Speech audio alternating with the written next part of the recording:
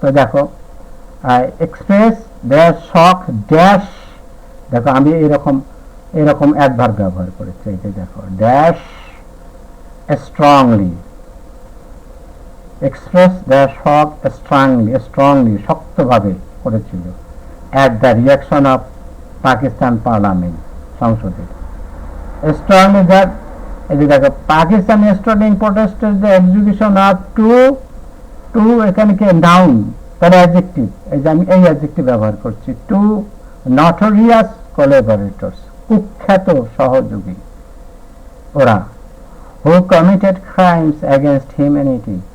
on their own people in 1971. There is a demand for apology from noun adjective, তোমরা জানো পাশাপাশি একাধিক noun যদি একই ব্যক্তি বা বস্তুকে বোঝায় তাহলে শেষের নাউনটি ছাড়া অন্যান্য নাউনগুলোকে নাউন অ্যাডজেক্টিভ বলে। তাহলে আমি দেখো এখানে একটা নাউন ফ্রম ড্যাশ গভর্নমেন্ট, এই যে দেখো এটা নাউন পাকিস্তান গভর্নমেন্ট, পাকিস্তানি লিখি নেই, দেখো পাকিস্তানি হলে অ্যাডজেক্টিভ কিন্তু পাকিস্তান নাউন, পাকিস্তান গভর্নমেন্ট থেকে, for the crimes of its army, তার আর্মিদের crime during the liberation of বাংলাদেশের মুক্তিযুদ্ধের সময়। Recently Pakistan's national assembly may be within its right, infinitive ব্যবহার করব, পোস্ট মডিফায়ার দ্য ভার্ব, তাহলে টু প্লাস প্রেজেন্ট ভার্ব, আমি এখানে এই শূন্যস্থান আমাকে ব্যবহার করতে হবে, টু প্লাস প্রেজেন্ট ভার্ব এবং বাক্যটার অর্থ করে দিতে হবে। তো আমি দেখো এরকম ব্যবহার করলে মানে হয় টু কন্ডেম,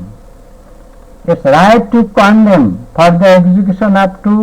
এই দুই সহযোগীকে আমরা ফাঁসি দেব, তাদের কোনো কন্ডেম করার অধিকার নেই, দোষ দেবার অধিকার নেই। To erase demonstrative, modify the demonstrative কারা, দিস দ্যাট দিস দোজ, ডিটারমিনারের একটা অংশ কিন্তু পাঁচটার মধ্যে একটা, তো এখানে ডেমনস্ট্রেটিভ ব্যবহার করব, দেখো আমি এরকম ডেমনস্ট্রেটিভ ব্যবহার করি, দ্যাট পাস্ট জন্য আমি দ্যাট করলাম, প্রেজেন্ট হলে দিজি করতাম, দ্যাট দেখো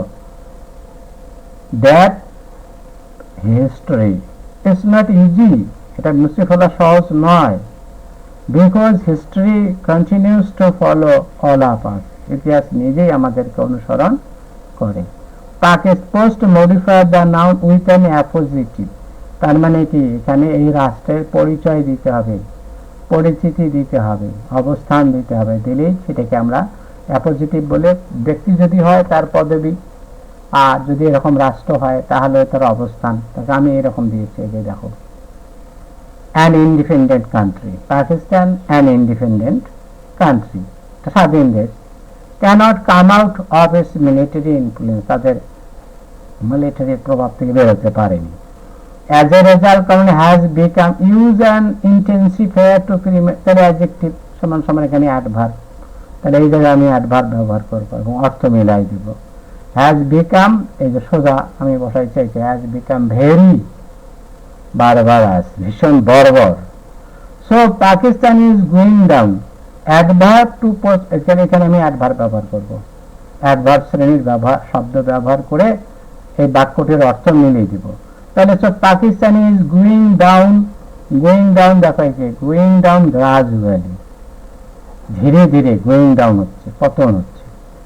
the founder of Pakistan Mohammad Jinnah was physically use an intensifier to adjective, তাহলে অ্যাডজেক্টিভ সমান সমান এখানে আমি অ্যাডভার্ব ব্যবহার করব, যেটি ব্যবহার করলে অর্থ হবে সেটি ব্যবহার করব। দেখো এই যে আমি ব্যবহার করেছি